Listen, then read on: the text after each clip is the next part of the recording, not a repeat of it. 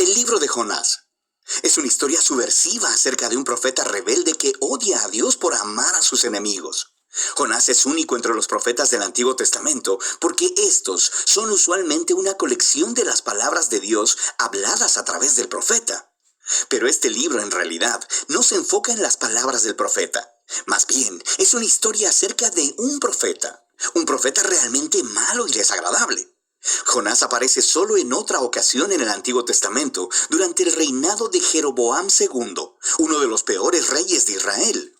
Y Jonás profetizó a su favor, prometiéndole que ganaría una batalla y tendría de vuelta todo su territorio en la frontera norte de Israel. Ahora, es importante saber que el profeta Amós también confrontó a Jeroboam y a través de él, Dios específicamente revirtió la profecía de Jonás, prometiendo que Jeroboam perdería esos mismos territorios porque era muy malvado. Así que antes de siquiera iniciar la historia, sospechamos del carácter de Jonás. El libro de Jonás tiene un diseño hermoso, con toda su simetría y emparejamiento literario. Así que tienes los capítulos 1 y 3 contando la historia del encuentro de Jonás con personas que no son israelitas. Primero con unos marineros y luego con los odiados enemigos de Jonás, los ninivitas. Y cada parte ofrece un contraste cómico entre el egoísmo de Jonás y la humildad y arrepentimiento de los paganos. Los capítulos 2 y 4 contienen las oraciones de Jonás. Una es una oración de arrepentimiento o algo así, y la otra es una oración en la que Jonás reprocha a Dios por ser demasiado bueno. Este cuidadoso diseño del libro es acompañado por un estilo narrativo realmente único. La historia está llena de personajes estereotipados que irónicamente hacen exactamente lo contrario de lo que piensas que harán. Tienes al profeta, el hombre de Dios, que se revela y odia a su propio Dios. Tienes a los marineros, que se supone son muy inmorales, pero en realidad tienen corazones blandos y arrepentidos y se vuelven a Dios en humildad. Tienes al rey del imperio más poderoso y sanguinario del planeta, y él se humilla delante de Dios por un sermón de 5 palabras de Jonás, y hasta las vacas del rey se arrepienten.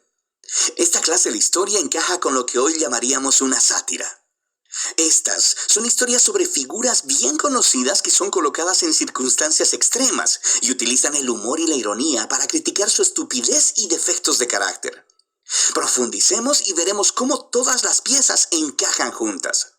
La historia inicia con Dios comisionando a Jonás para ir a predicar contra la maldad y la injusticia en Nínive, la ciudad capital del imperio asirio, el amargo enemigo de Israel. Pero en lugar de ir al este, a Nínive, Jonás se va en la dirección opuesta, encontrando un barco que va lo más al oeste que se pueda, a Tarsis. Ahora, la gran pregunta aquí es, ¿por qué? ¿Por qué huye Jonás? ¿Tiene miedo? ¿Le caen mal los ninivitas? Todavía no se nos dice. Así que el hombre de Dios intenta huir de Dios y aborda un barco lleno de marineros paganos. Entra en la nave y se queda dormido. Así que Dios envía una gran tormenta para despertar a su profeta, mientras, irónicamente, los sinceros marineros están completamente despiertos a todo lo que está sucediendo. Ellos pueden discernir que un poder divino está obrando aquí. Ellos echan suertes y descubren que Jonás es el culpable. Así que le piden que se explique, y Jonás escupe un montón de habladurías religiosas. Él dice, sí, soy hebreo y adoro al Señor, al Dios que hizo el mar y la tierra. Es una broma, ¿verdad? Dios hizo el mar y la tierra, claro que sí. ¿Y Jonás es tan tonto como para huir de este Dios subiéndose a un barco? Y cuando los marineros le preguntaron a Jonás qué es lo que deberían hacer, él les dice, mátenme lanzándome por la borda.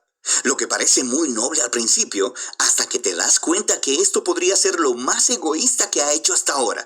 Quiero decir, ¿qué mejor forma de evitar ir a Nínive? Así que pone su sangre en las manos de estos marineros inocentes al tratar de obligarlos a matarlo.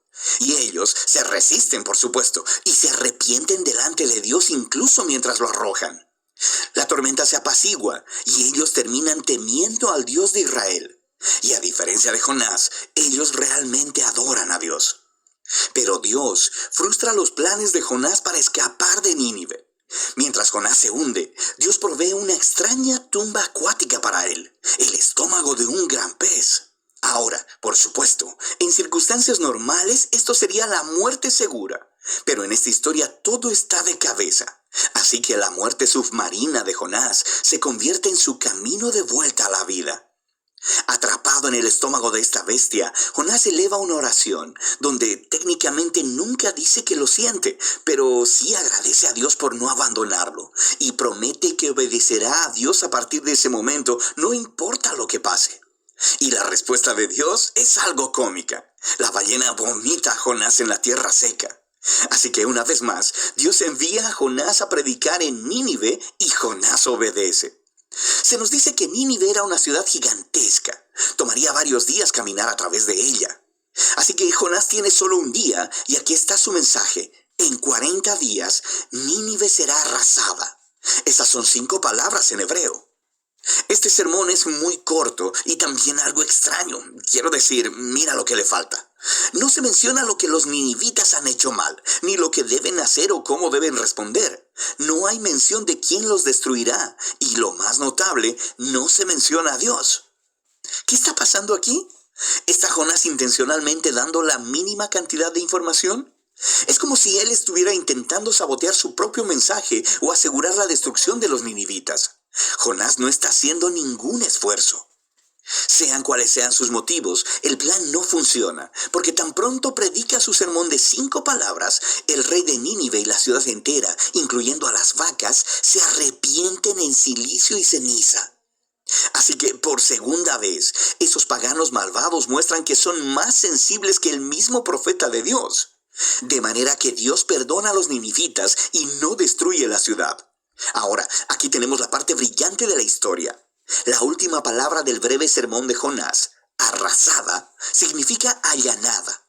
Y puede referirse a una ciudad siendo arrasada o destruida como Sodoma y Gomorra. Pero también puede usarse para referirse a algo siendo transformado, cambiado en su opuesto. Así que, cómicamente, las palabras de Jonás se vuelven realidad, pero no de la manera en que él esperaba. Nínive sí fue arrasada, conforme los enemigos de Jonás se arrepienten y encuentran la misericordia de Dios. El capítulo final une todas las piezas. Jonás está completamente enojado y eleva su segunda oración. Primero le dice a Dios la razón por la que huyó en el capítulo 1. No fue porque tuviera miedo. Más bien, fue porque él sabía que Dios era muy misericordioso. Y esto es genial. Jonás cita la propia descripción de Dios de sí mismo del libro de Éxodo y se la echa en cara a Dios como un insulto. Él dice que sabía que Dios es compasivo y que encontraría alguna manera de perdonar a esos horribles ninivitas. Puedes oír el disgusto en la voz de Jonás. Después, Jonás interrumpe la conversación y ora porque Dios lo mate ahí mismo. Él prefiere morir antes que vivir con un Dios que perdona a sus enemigos.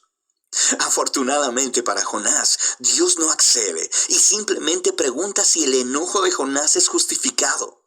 Jonás ignora la pregunta y se va a las afueras de la ciudad a acampar en una colina cercana para esperar y ver qué sucedería. Ya sabes, puede ser que los ninivitas se arrepientan de haberse arrepentido y acaben rostizados después de todo. Lo que sucede después es muy extraño. Dios provee una planta para darle sombra a Jonás y eso lo pone bastante feliz. Pero luego Dios envía un pequeño gusano para comerse la planta, así que Jonás pierde su sombra. Y luego, en el calor del sol, Jonás le pide a Dios una vez más que lo mate.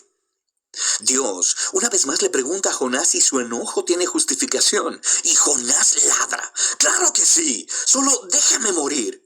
Y esas son las últimas palabras de Jonás en la historia. Las últimas palabras de Dios son las que concluyen el libro. Él dice que el incidente con esta planta fue una manera de tratar de hacer entender a Jonás. ¿Cierto?